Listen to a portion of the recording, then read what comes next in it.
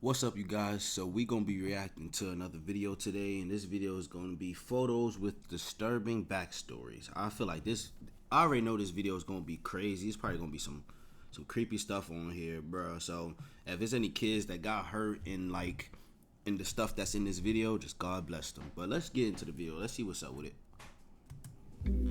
I want you to look at these images. Really take a second look. How do they make you feel? If you said uncomfortable, well, that's for a reason, because these images are known throughout the internet for their unsettling and cursed nature. There is nothing inherently wrong with them per se, but they undoubtedly have a disturbing factor about them. This one image in particular, Dick the Birthday Boy, has garnered so much internet attention for both the funny child in a t-shirt, but also for the damn near uncanny and disturbing framing of the man in the bear suit right next to him. So much so, in fact, that it even featured on The Ellen Show. Okay, I'm sorry, but I cannot take my eyes off Dick the birthday boy. Yep. And this one. This cursed clown became a viral meme throughout Reddit, Twitter, and Tumblr. It was shared around the internet as an accidentally creepy photograph taken in 1983 of a clown at a children's birthday party. But while you might be Why he looks so creepy? familiar with these photos on surface level, If I ever ordered like a clown for my kid's birthday party or something, and he show up looking like that clown, bruh, go home, bro. Nah. one thing that you probably didn't know is that both of these characters are actually not people, but animatronics. Robots created for the sole purpose of children's entertainment. They exist as a part of a larger group of animatronics known as the Rockafire Explosion, within the now already closed down franchise of Showbiz Pizza Place. The dark and sad backstory of this business and these characters would eventually end up influencing one of the biggest internet horror phenomena of the last decade. Oh, the Five Nights at Freddy's. I didn't know that was the same people.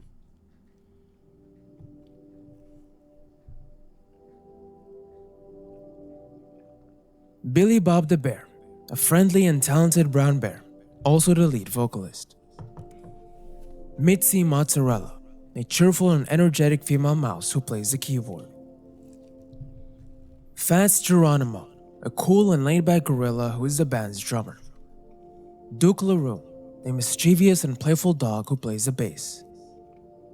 Beach Bear, an easygoing polar bear guitar player. And Wolfie the Wolf, a witty and clever wolf who serves as the band manager. Being someone who was born years after their time, these characters were completely alien to me. But when it came to providing wholesome family entertainment in the 1980s, there was no better place to visit than Showbiz Pizza. Besides the food and arcade, Showbiz differentiated themselves from their competitors at the time by their innovative and never-before-seen animatronics. Showbiz quickly became one of the most popular destinations for families across the United States. The iconic animatronic band was a flagship attraction for children across 200 different locations. This was only thanks to their partnership with founder of creative engineering, Aaron Fester, who became renowned for his state-of-the-art animatronics back in the 70s. Creative engineering would introduce advancements such as digital control systems, improved movements, and enhanced facial expressions for older animatronics. And as the 80s rolled around, this was a time we saw new prototypes of animatronics such as the famous creepy clown, which, unlike what the meme claims, was never at any birthday party. The only lasting evidence of it in operation is in this blurry video where it can be seen in the background. Showbiz Pizza at this time was a force to reckon with in a world of family entertainment. So much so that their main competitor, Chuck E. Cheese, was driven out of business and forced to file for bankruptcy before it was bought out by Showbiz, causing a merging of both companies into Showbiz Pizza Time Incorporated.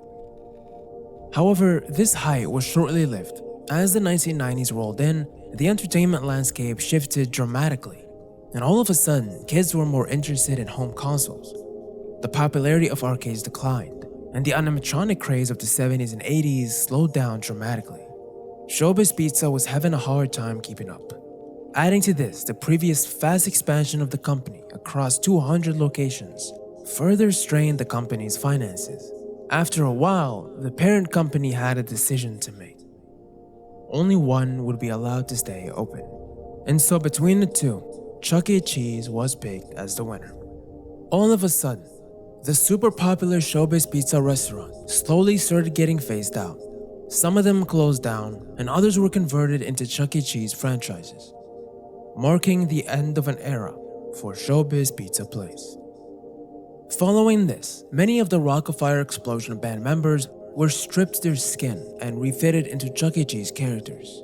Some were sold off to collectors and enthusiasts who recognized their nostalgic value, seeking to preserve the magic they once held. These fortunate few found new homes. Others were given or thrown away, and most were left to rot, trapped in damp and forgotten storage rooms. They were forgotten, neglected, and uncared for. Their mechanisms deteriorated, and their materials melted away. So much so that what is left of them today is nothing but nightmarish zombie animatronics barely holding on to life. Seeing them move around in their destroyed and melted shells, their metal skeletons peeking through the holes, is nothing short of absolutely horrifying. A sight that would go on to inspire none other than Five Nights at Freddy's, a series that would start a whole new generation of horror and horror enthusiasts, bringing new life from a dying world. These animatronics that once brought joy and laughter to so many children were left lost and abandoned, their former glory reduced to fragments of a fading memory.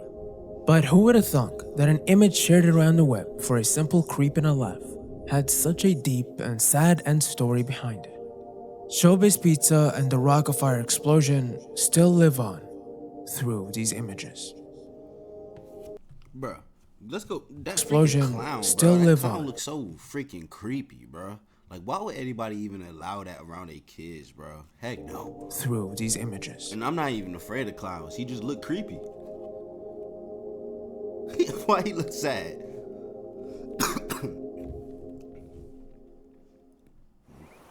This planet's our only home, but we're not treating it that way. Greenwashing speech.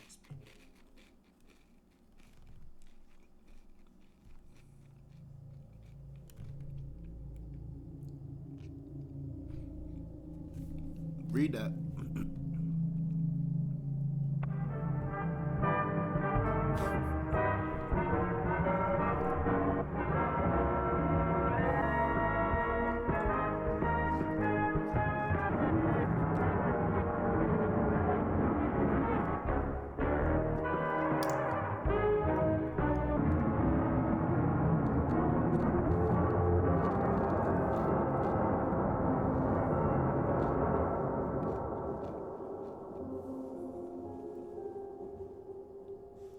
Mr. Incredible becoming uncanny. One of the most popular meme formats of 2022, showing a slowly deteriorating version of Mr. Incredible as he goes through different phases of uncanniness. This particular continuation comes from the previously popular meme, Those Who Know versus Those Who Don't Know, showing a normal Mr. Incredible versus a traumatized version due to knowing or realizing something terrible. But it's in the fourth phase of the transformation where we see this particular image. This face that's superimposed on Mr. Incredible. Where did this face come from?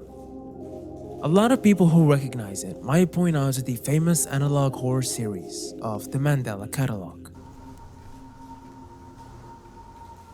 But me and Mark, I have a gift for you. I have a present. I have a surprise. I will not hurt.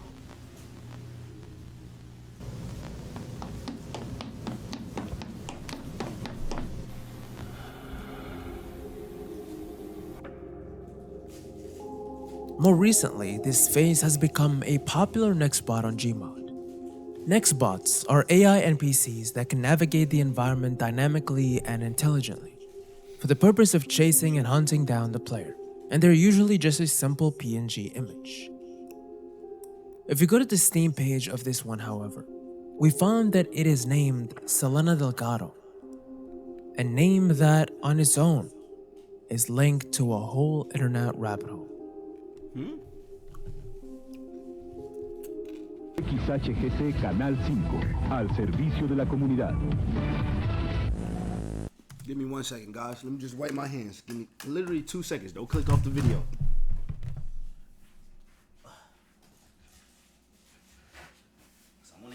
I want to hear what he's saying better. All right. Let's get back into it. Pedimos ayuda para localizar a Víctor Gama Tavera, de 20 años de edad.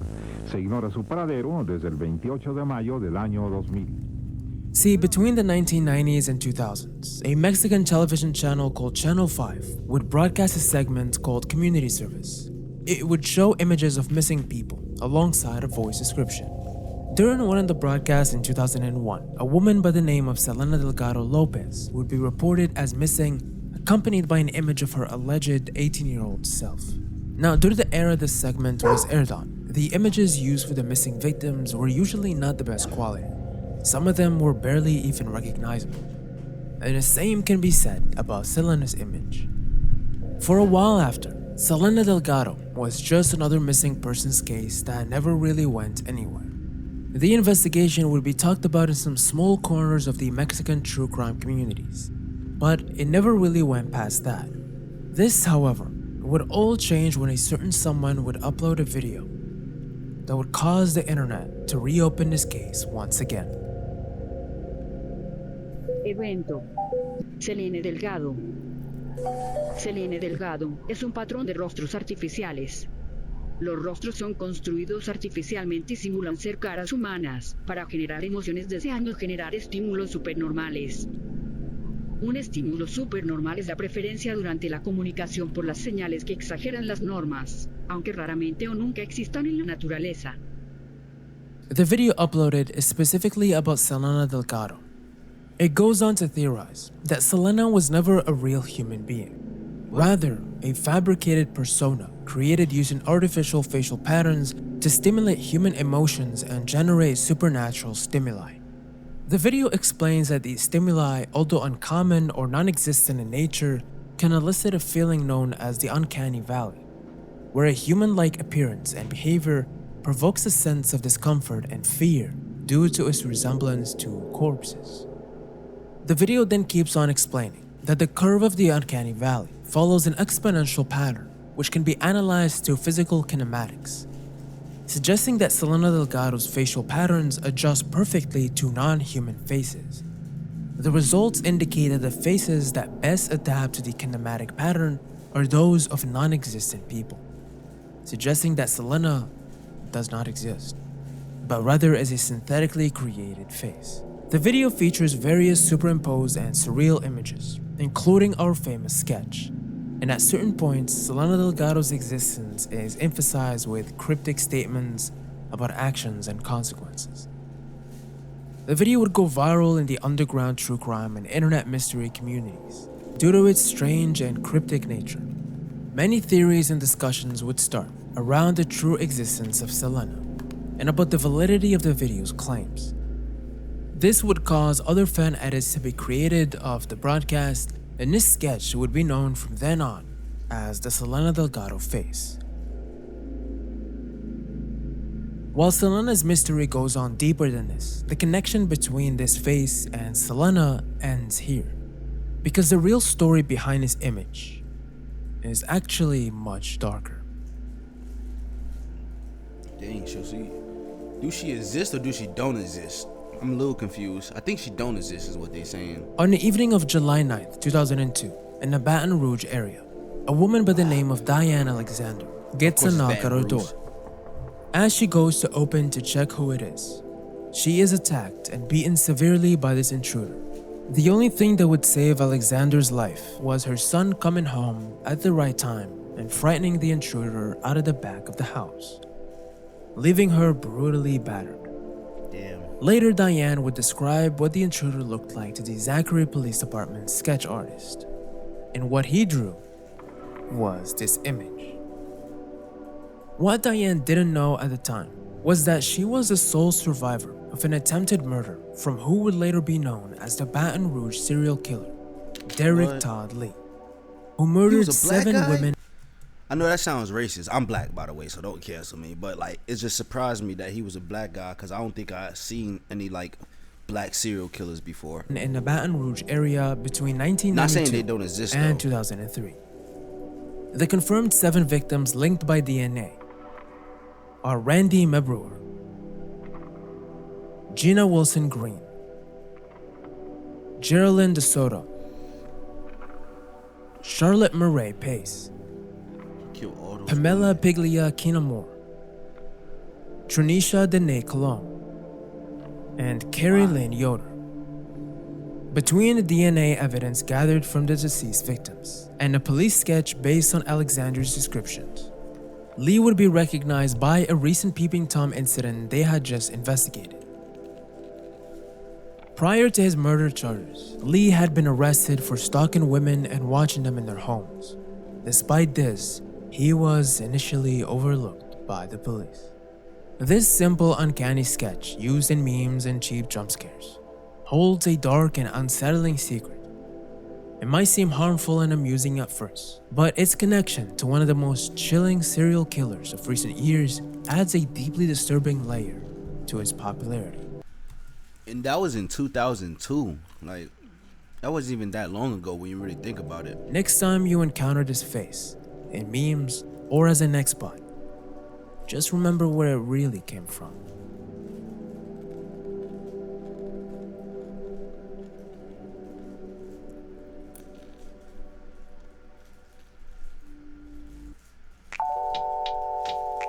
YouTube with the ads.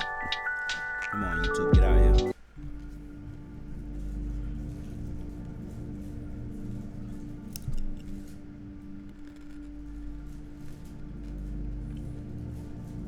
Are all these people If you've gonna be ever serial seen killers? or encountered this image before, you might have just put yourself in deep trouble without ever realizing it. Around November of 2015, someone posted a discussion thread on 4chan's X board with the subject, "Have you ever encountered anything weird or unusual at work?" Most of the replies under were the usual story about encounters with creepy customers or paranormal stuff happening at night. But out of all the replies, one of them stood out strangely. "Okay, just a heads up. I'm only 20 and I've only ever worked retail jobs my whole life. If I get terminology wrong, it's not because I'm bullshitting. It's because most of what she described is out of my frame of reference. I'll be honest. She's a super interesting chick. During this period, she was homeless and in a band. Her temp agency gave her a job at this place that was closing down all their locations in the country. And basically, it was well known that they were shady and generally treated their employees like cattle. Like they were in the process of cutting down all their full-timers to shit hours, replacing them with temps, and having the temps do exactly the same work for like $10 an hour. Everything was just really disorganized by this point, and different departments were scattered everywhere. And they were just getting everyone to do whatever work they could give them before they'll fire them. They had a programming department that made payroll programs for other companies or something along those lines. But by the time she got there, it was just literally one dude. And they were giving him random jobs to do, like working assembly lines and running forklifts. They put her and this dude in a room, gave them a couple tape guns, and had them pack stuff in boxes. Most stuff there had the names of their respective departments written on them in Sharpie, but hers said Aradas on it, or however the fuck it's spelled. The dude told her to get rid of the tape gun, and not to mention it to any supervisors, since apparently one of his jobs years before had been writing code to flag any employee that searched for it in their computer system. Not any old word, just that one, and they'll fire you if you got flagged. Weird shit. Weird shit indeed.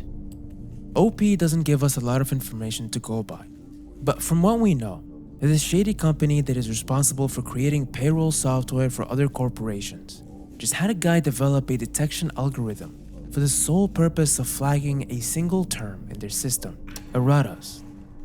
What is it about this single word that warrants such a level of confidentiality that the mere mention of it by their employees gets them terminated?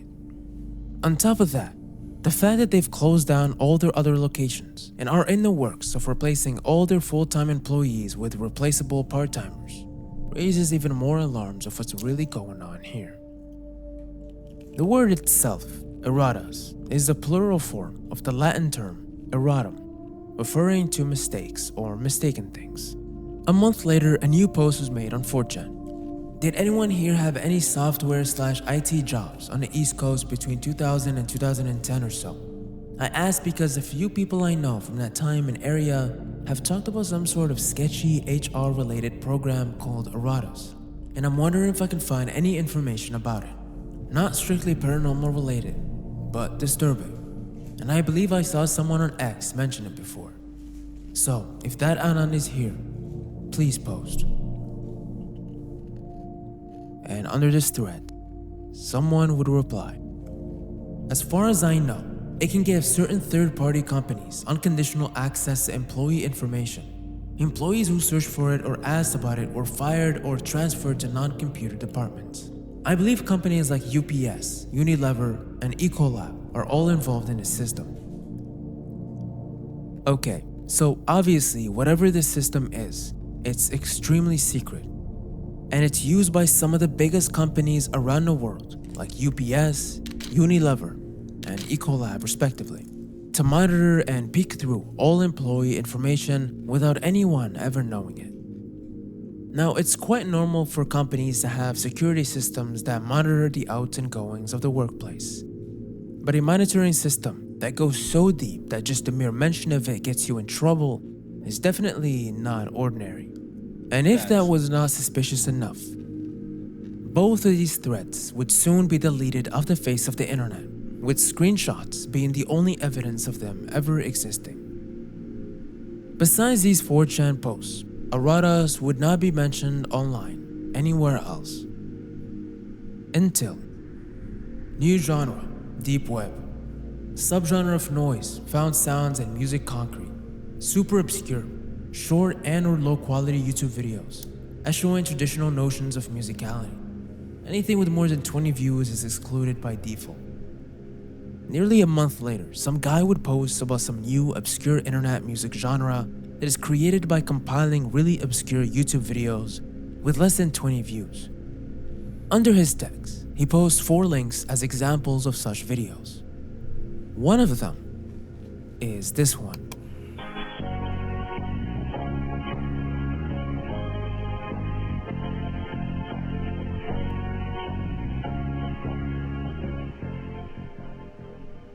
YouTube is monitoring and controlling my life.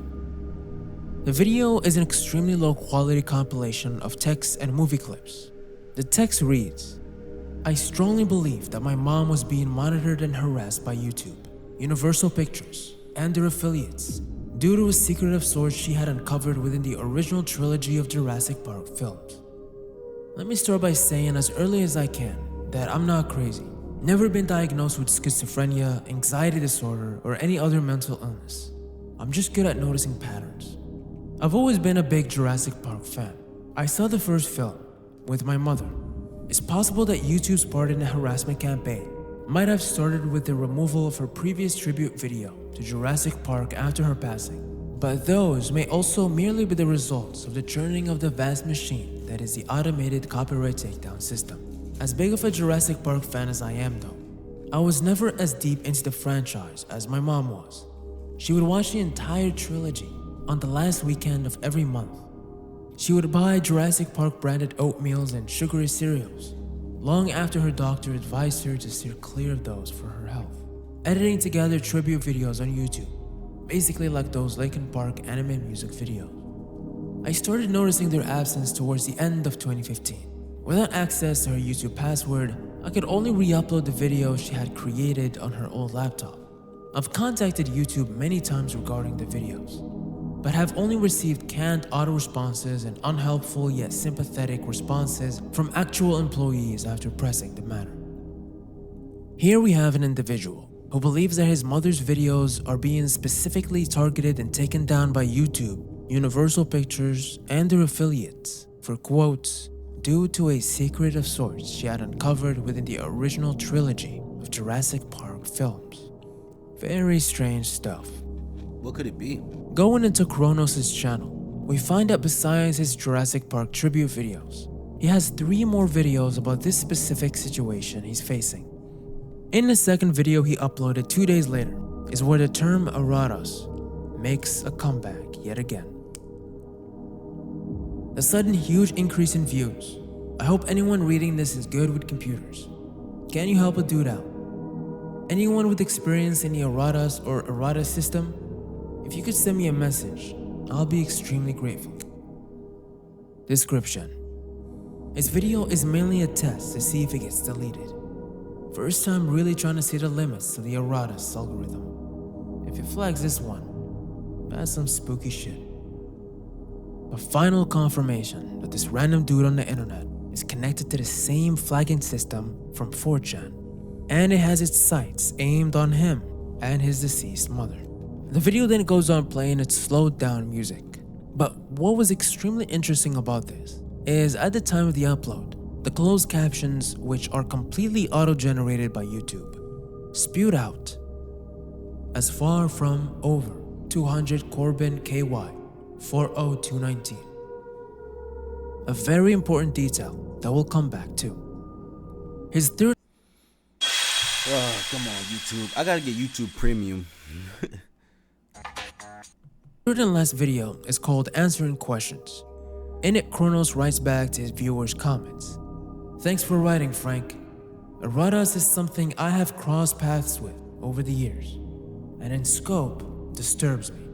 The fact that it went after my mom in her twilight years is either evidence of its enormous and uncaring reach, in other words, a coincidence, or it means it's specifically still coming after me after all these years. And to be frank, both options freak me out equally. 3M and Unilever were early adopters, which shows the versatility of the system. Too much faith is put into computers in general, and way too much faith was put on erratas. Lots of people lost their jobs. It seems like this random guy is being targeted by the erratas AI system for reasons that he only says are secrets his mother uncovered. Unsure if this giant all-powering monitoring system is doing this accidentally or on purpose. If we go back to the closed captions from his second video, as far from over 200 Corbin KY 40219, and we Google this address, it takes us to a Tumblr page of a band called KFC Murder Chicks. When exploring this band further on, researchers found an upload of their EP on YouTube by a Todd Ellsworth. The description reads, "A really good Coma Records release that seems to have disappeared from the internet. Remember to support the artist. Erratas or Rust." Very interesting. Erratas or Rust. What does this mean? Looking at his channel at the time, we find 2 other videos. A song by DJ Roswell, which after some research appears to be the producer of KFC Murder Chicks, and a video of a security cam of a warehouse. Very suspicious stuff. Due to this, connections were made between the 4chan post and Todd Ellsworth. When researchers went to his Twitter account, which is an @address of erratas or bust, they found 2 very interesting tweets. The first said, "The deepest part of the deep web was under our noses this whole time. The Postal Service. So deep, they're not even on the internet at all." And the second, which was this. When someone asked in the replies who this is, Todd responded, "A mutual friend." This image right here, which is known as the errata's face, is actually a computer-generated police sketch of a serial rapist in Maui, Hawaii, the same island where Jurassic Park 2 was filmed. When people took a deeper look into Todd's name, they found that when the letters are rearranged, it spelled The Lost World, as in The Lost World Jurassic Park, the second film of the franchise, Kronos for Life's favorite movie. Now the connections seem a little too obvious to ignore. When KFC were asked about erratas, they claimed to know nothing about it. "We don't know what erratas is. Please stop messaging us about it. It's getting weird." In late March 2016, YouTuber Xer began covering erratas on his YouTube channel across multiple videos. Following this, his channel mysteriously vanished in early May, leading to suspicion of foul play. Combined with the other incidents involving Kronos and Todd, it suggested that Excerpt might have been targeted for knowing too much about Eratos. Now, due to this triangle connection between Todd, Kronos, and KFC murder chicks, many people started opting out of the search, claiming it to be nothing more than an ARG to promote the band KFC Murder Chicks. The fact that KFC were found through Kronos' video, and that Todd, who posted their music, also happens to know about Eratos, makes a lot of people think that Todd, Kronos, and DJ Roswell are all the same person, who made up this entire Eratos ploy for some internet attention. Though this still does not explain the auto-generated captions that said the address in the first place, or what actually happened to Excerpt's channel. But this whole thing would come to a complete stop when years later, DJ Roswell would do an interview where he claims to have made the entire thing up. When asked about the closed captions, he said it was purely coincidental. As for the disappearance of Excerpt, Roswell says he had nothing to do with it. Now the story of Eratos ends here, but interestingly enough, not everyone is convinced of this. Some people still think Eratos is a real thing, that DJ Roswell only said what he said to stop the never-ending harassment from internet researchers. But what do you think? Was this all made up just to promote a small indie band? Or was all this just a ploy to make the internet forget about the existence of Eratos, sweeping it under the rug of an ARG? For me, I've already made up my mind on the matter. But you let me know what you think in the comments below. The internet is filled with popular images, memes, and videos that, while seemingly innocent on the surface, things get a little too complicated when you start looking into them a little too deep. And that's where I'm gonna leave it. I hope you've enjoyed your stay, and I will see you very soon. Let's see what some people are saying about this video. First, let's give it a like. And look, this is the guy channel, so subscribe to his channel. You feel me? I just watched this whole video on YouTube. But let's see what people are saying. Knowing the backstory behind Dick and the Birthday Boy picture made the thumbnail really funny. Man, forget the comments. I'm about to end this video, y'all. I hope y'all enjoyed this video. Stuff like this just be crazy, bro. You never know what to believe in this world. So many conspiracy theories. I seen the video of what's his name, Joe Budden, not Joe Budden. What's his name? The most popular podcast in the world. I can't believe I'm forgetting his name right now. But what he said was he has a love-hate relationship with conspiracy theories because, and I feel the same way, because some conspiracy theories be sounding so real and so true, you feel me? So it's like, it's hard to distinguish which ones is real or not, or maybe none of them real. Who knows, bro? But if you like this videos, if you want more reaction videos like this, interesting topics, just leave a like, let me know, and peace, y'all.